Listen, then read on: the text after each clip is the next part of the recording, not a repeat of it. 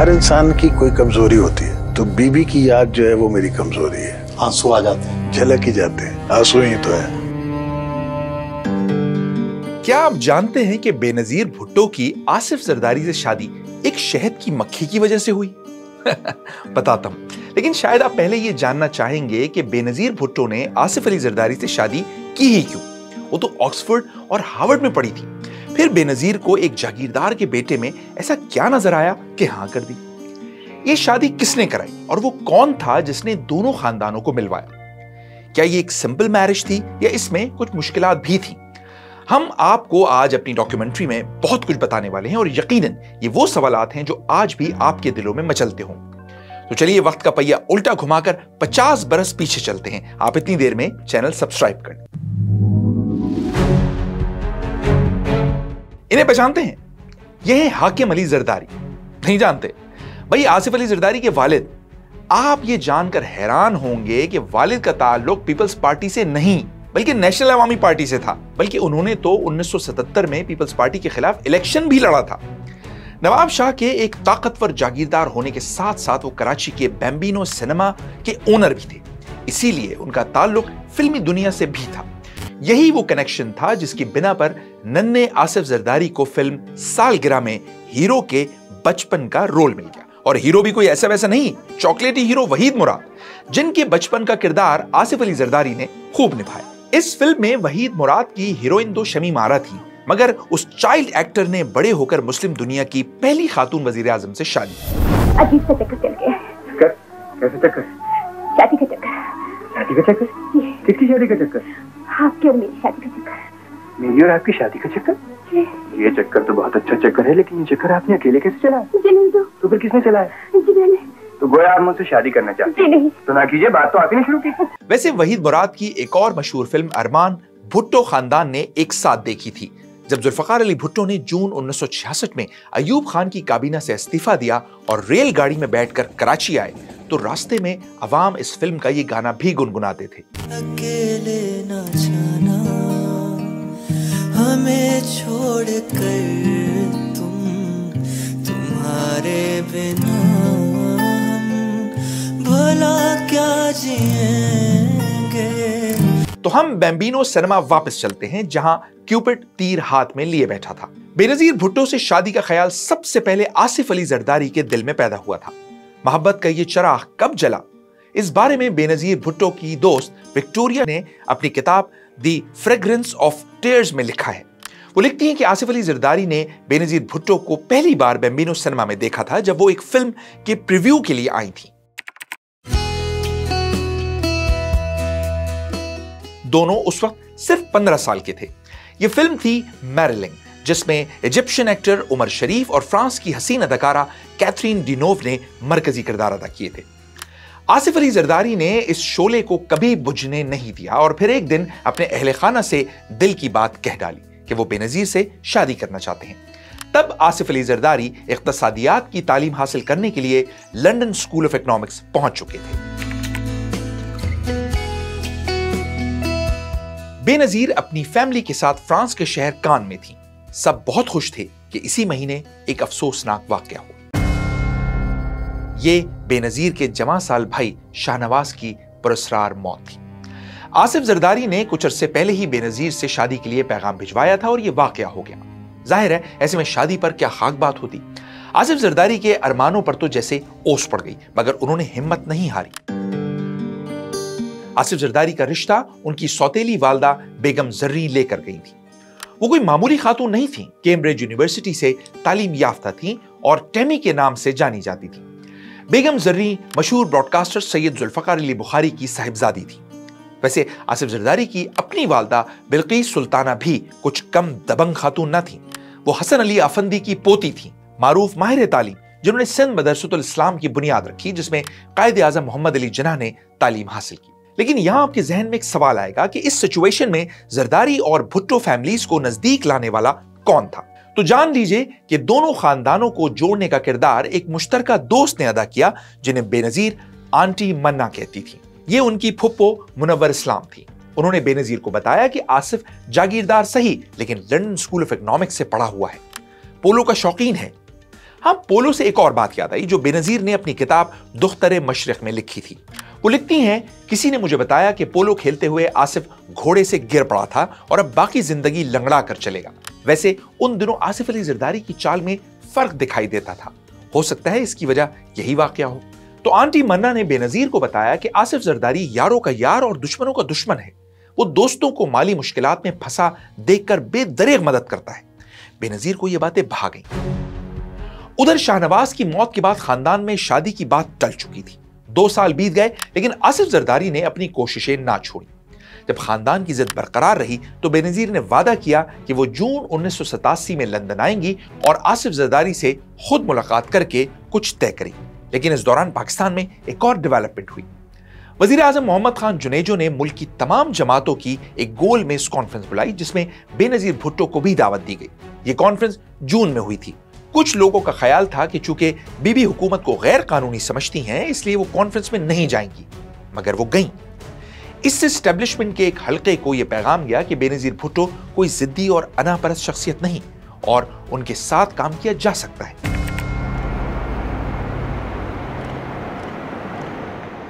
बेनजीर वादे के 1 माह बाद लंदन पहुंची।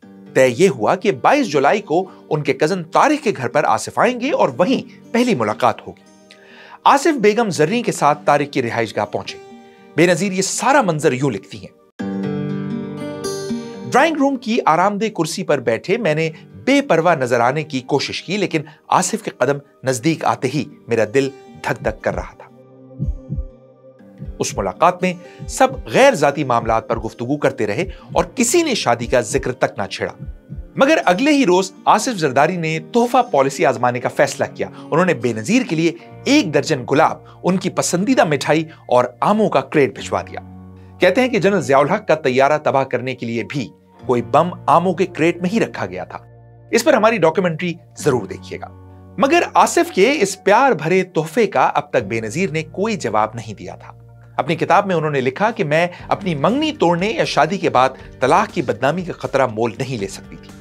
मुलाकात के चौथे रोज बेनजीर अपनी भतीजी फाती को लेकर विंस्टर पार्क गई, जबकि आसिफ जरदारी उसी रोज लंदन में एक पोलो मैच देखने गए हुए थे। विंस्टर पार्क में एक शहद की मक्खी ने बेनजीर के हाथ पर काट लिया। सुबह तक उनका हाथ सूज गया। उस रोज आसिफ जरदारी बेनजीर की बहन सनम भुट्टो के फ्लैट पर आए हुए थे। बेनजीर का सूजा हुआ हाथ देखा तो मना करने के बावजूद उन्हें डॉक्टर के पास ले गए। वापसी पर दोनों ने वालदा और बहन के साथ डिनर का फैसला किया, मगर हाय किस्मत के रास्ता भूल गए। यहां बेनजीर मुसलसल आसिफ को नोट कर रही थी। उन्होंने देखा कि वो इस बात से भी चिड़चिड़े नहीं हुए, बल्कि उस वक्त भी सबको हंसाते रहे। बेनजीर को आसिफ जरदारी का सेंस ऑफ ह्यूमर बड़ा पसंद आया। अगली सुबह जब बेगम नुसरत भुट्टो ने बेनजीर से पूछा तो उन्होंने हां कर दी। ऑक्सफोर्ड यूनिवर्सिटी में बेनजीर की सहेली विक्टोरिया अपनी किताब में लिखती हैं, जुलाई 1987 की आखिरी तारीखों में हम ऑक्सफोर्ड के दोस्तों ने केंसिंगटन के मैगी जोन्स रेस्टोरेंट में डिनर किया, जिसके बाद मैं अपनी गाड़ी में बेनजीर को उनकी बहन सनम के फ्लैट तक छोड़ने गए। रास्ते में बेनजीर ने मुझे बताया कि वो शादी पर राजी हो चुकी हैं और ये एक अरेंज्ड मैरिज होगी। 31 जुलाई 1987 को दोनों का रिश्ता तय पाने की खबर मीडिया को दे दी। न्यूयॉर्क टाइम्स के नामानिगार हॉवल रेंस ने यह खबर देते हुए लिखा, बेनजीर भुट्टो के ख्याल में उनके मगरबी दोस्त हैरान होंगे कि उन्होंने लव मैरिज के बजाय अरेंज्ड मैरिज का फैसला किया। बेनजीर का कहना था कि अगर उन्हें हर कदम पर सियासी नताइज का ख्याल ना रखना होता तो वो अरेंज मैरिज का फैसला ना करती। उन्होंने बताया कि खानदान में सिर्फ वही हैं जो अरेंज मैरिज कर रही हैं, वरना उनके दोनों भाइयों और बहन ने लव मैरिज ही की है। टाइम्स के नामानिगार के मुताबिक इस मौके पर आसिफ अली जरदारी ने कहा कि उन्हें सियासत से कोई दिलचस्पी नहीं। न्यूयॉर्क टाइम्स के मुताबिक बेगम नुसरत भुट्टो बेनजीर की शादी फौरी तौर पर करना चाहती थी, लेकिन उसी माह कराची के बोरी बाजार में बम धमाके का वाकया हुआ जिसमें दर्जनों अफराद शहीद हुए। शुहदा के एहतराम में बेनजीर भुट्टो ने फैसला किया कि वो इसी साल मौसम सरमा में शादी करेंगी। अगस्त 1987 में उनकी मंगनी हो गई। 1968 में बेनजीर भुट्टो को पहली बार देखने की याद आसिफ अली जरदारी के दिल में ताजा थी और वो फिल्म भी जिसकी प्रीव्यू पर उन्होंने बेनजीर को पहली बार देखा था। उस फिल्म में एक्टर उमर शरीफ अपनी हीरोइन कैथरीन डिनोव को शादी की अंगूठी पहनाते हैं जिसके अंदर लिखा होता है until death do us part. Asif Zardari ने बेनजीर भुट्टो को मंगनी की जो अंगूठी पहनाई उस पर भी यही फिक्रा दर्ज किया। आसिफ जरदारी के घर वालों ने लंदन के इलाके विक्टोरिया के बॉम्बे ताज रेस्टोरेंट में एक पार्टी दी, जिसमें बेनजीर भुट्टो ने अपने ऑक्सफोर्ड के दोस्तों से आसिफ जरदारी को मिलवाया। मंगनी के बाद दोनों पाकिस्तान आ गए। एक फौजी आमिर की मुखालफत में सियासत करने वाली बेनजीर भुट्टो के लिए जिंदगी आसान नहीं थी, लेकिन अब आसिफ जरदारी को भी अंदाजा हो चुका था कि बेनजीर से ताल्लुक उनके लिए भी मुश्किलात पैदा करने वाला है। बैंकों ने, जो उन दिनों रियासत की मिल्कियत में थे, हाकिम अली जरदारी को कर्ज देने से इनकार कर दिया, मगर ये उन मुश्किलात की इब्तिदा थी जो बाद में आसिफ जरदारी को पेश आने वाली थी। पाकिस्तान आकर वो दोनों आसानी से एक दूसरे से मिल नहीं सकते थे। दोनों के दरमियान फोन पर ही बात होती और आसिफ जरदारी हर रोज उन्हें गुलाब भेजते। तय पाया कि शादी इसी साल दिसंबर में होगी। शादी से एक हफ्ते पहले 70 क्लिफ्टन के बाहर लोग जमा होने शुरू हो गए। 10 साल के दुखों के बाद पीपल्स पार्टी के कारकुन और हामी अब इस खुशी को भरपूर तरीके से मनाना चाहते थे। मुल्क भर से बेनजीर के लिए तहाइफ आने शुरू हो गए। सिंध से हाथ से बनी हुई शलवार कमीजें, पंजाब से कशीदा कारी किए हुए दुपट्टे, मिठाइयां, फल और बेनजीर और आसिफ जरदारी की शक्ल वाली गुड़ियाएं और गुड्डे। बेनजीर भुट्टो ने इस शादी पर कुछ रिवायतों से बगावत की और कुछ नई रिवायतें डाली। उन्होंने जहेज का सामान तैयार करने से अपनी वालिदा को मना कर दिया। तोहफे देने में आसिफ जरदारी का हाथ बहुत खुला था, मगर बेनजीर भुट्टो ने उनसे कहा कि वो शादी के रोज जेवरात से लदा फंदा होना पसंद नहीं करेंगे। उन्होंने जेवरात के सिर्फ 2 सेट कबूल किए, एक शादी के लिए और एक वलीमे के लिए। सिंध के जागीरदार घरानों में दुल्हन के बाजुओं में कोनियों तक सोने की चूड़ियां पहनाने का रिवाज था।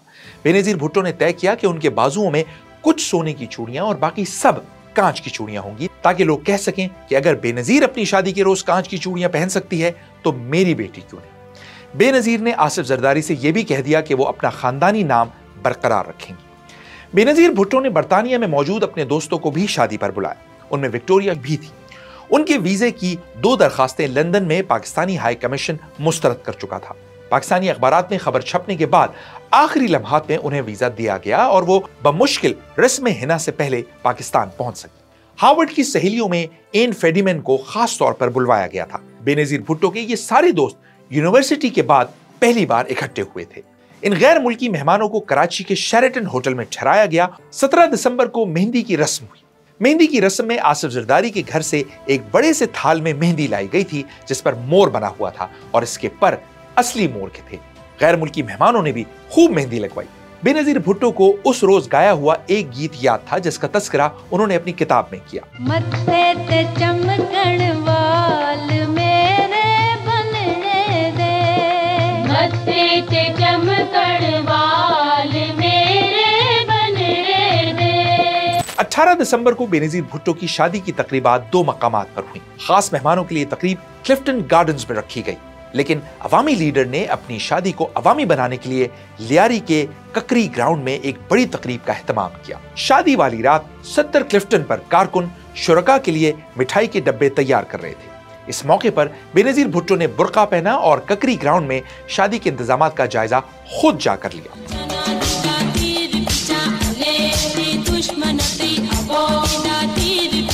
क्लिफ्टन गार्डन्स में स्टेज पर एक तरफ बेनजीर बैठी थी तो दूसरी जानिब लाड़काना में भुट्टो खानदान की मकामी मस्जिद के मौलवी साहब निकाह पढ़ा रहे थे। कुछ देर बाद बेनजीर भुट्टो से उनके कजन शाद ने सिंधी में पूछा, कबूला है? बेनजीर ने कहा, कबूला है। जब शाद ने 2 मरतबा और पूछा तो बेनजीर को लगा कि वो मजाक कर रहे हैं, लेकिन फिर उन्हें मालूम हुआ कि 3 बार हां बोलकर अब वो शादी के बंधन में बंध चुकी है। इसके बाद वो सब ककरी ग्राउंड रवाना हुए। आप मत सोचिए कि अभी बेनजीर की शादी हो गई है, आपकी बहन आपको छोड़ेगी। आपकी बहन आपको कभी भी छोड़ नहीं सकती है, आप ही के साथ रहेगी। नहाने मां इजाजत वठंदस, शुक्रिया जी भुट्टो। बेनजीर भुट्टो ने उस रोज सब्ज रंग का लिबास पहना था, जिस पर सुनहरी और गुलाबी रंग की कशीदाकारी की गई थी। ये लिबास उनके लिए उनकी वालदा नुसरत भुट्टो ने पसंद किया था। इस लिबास के डिजाइनर का कहना है कि नुसरत भुट्टो उनके यहां से वो लिबास घर ले गई थी। बेनजीर भुट्टो को उस लिबास में फिटिंग के कुछ मसाइल नजर आए। उसे ऑल्टर करने के लिए डिजाइनर अपने दर्जी के साथ 70 क्लिफ्टन गई। ककरी ग्राउंड की तकरीब अवाम के लिए थी। इसमें मार्शल लॉ के दौरान गिरफ्तार किए गए पार्टी कारकुनों और बहाली जमहूरियत की जद्दोजहद में शहीद होने वालों के रिश्तेदारों को तरजीह दी गई थी। आम कारकुन भी थे। 15,000 दावतनामे तैयार किए गए थे, लेकिन उस रोज आने वालों की तादाद 1 लाख से भी ऊपर हो गई। वजह यह थी कि पीपल्स पार्टी के कारकुन समझते थे कि उन्हें अपनी लीडर की शादी में शिरकत के लिए किसी दावतनामे की जरूरत नहीं। सैकड़ों कारकुन सिंध के दूर दराज अजला से मोटरसाइकिल या साइकिल चलाते हुए लियारी पहुंचे। मेहमानों के लिए बनाए गए मिठाई के 40,000 पैकेट 1 घंटे में खत्म हो गए। वापसी पर बेनजीर भुट्टो को एक बार फिर 70 क्लिफ्टन लाया गया और वहां से उनकी बाकायदा रुखसती हुई। 20 सितंबर को आसिफ जरदारी की जानिब से वलीमे का एहतमाम किया गया। 16 नवंबर 1988 को बेनजीर भुट्टो वजीर आजम बन गए। उनके मुखालिफिन ने इल्जामात का मरकज उनके शौहर आसिफ जरदारी को बनाया। हुकूमत हटने के बाद आसिफ जरदारी को नजरबंद कर दिया गया।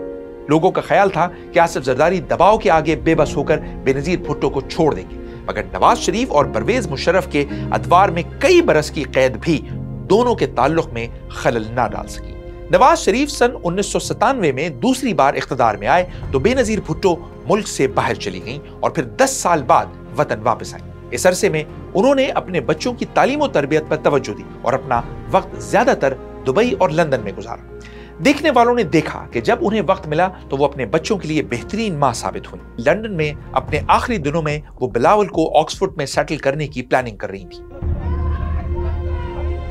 आसिफ जरदारी आखिरी बार 1996 से 2004 तक मुसलसल 8 साल कैद रहे। रिहाई मिलते ही वो अपने बीवी बच्चों से मिलने दुबई गए। इस मौके पर बेनजीर भुट्टो ने एक और फैमिली फ्रेंड बशीर रियाज को भी दुबई बुलवा लिया। बशीर लिखते हैं कि जिस रोज आसिफ दुबई आ रहे थे उस रोज बीबी की खुशी देखने वाली थी। उस शाम वो एक सियासी लीडर नहीं बल्कि एक औरत, एक बीवी और एक मां थी। Every marriage there are ups and downs and two different personalities have to fight on something or the other. It's not possible for them to go on without the quarrel. But I do think that marriage provides security. It provides a sort of emotional shelter, and it gives a lot of joy. The children give joy. The husband or the wife give joy.